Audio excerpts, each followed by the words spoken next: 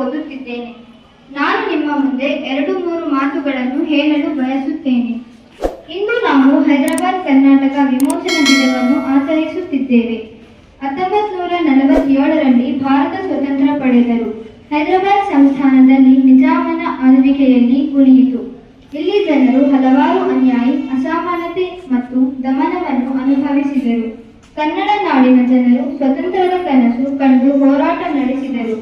1948ರಲ್ಲಿ September 17ರಂದು ಭಾರತೀಯ ಸೇನೆ police action ನಡೆಸಿ ನಿಜಾಮನ ಆಳ್ವಿಕೆಯೇ ಅಂತ್ಯವಿಟ್ಟು ಹೈದರಾಬಾದ್ ಕರ್ನಾಟಕವನ್ನು ಭಾರತದೊಳಗೆ ಸೇರಿಸಿತು. ಈ ದಿನವು ನಮ್ಮ ಜನರ ತ್ಯಾಗ, ಧೈರ್ಯ ಮತ್ತು ದೇಶ ಪ್ರೇಮದ ಸಂಕೇತವಾಗಿದೆ.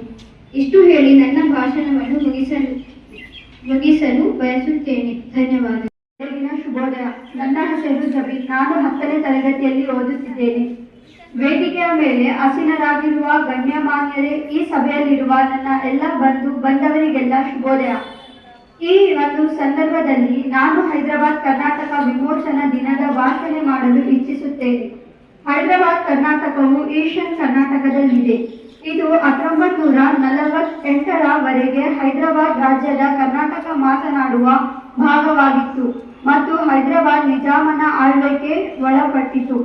17 ಸೆಪ್ಟೆಂಬರ್ 1948ರಲ್ಲಿ ಹೈದರಾಬಾದ್ ಇತಿಹಾಸದಲ್ಲಿ ಪ್ರಮುಖ ದಿನವಾಗಿತ್ತು. ಕರ್ನಾಟಕ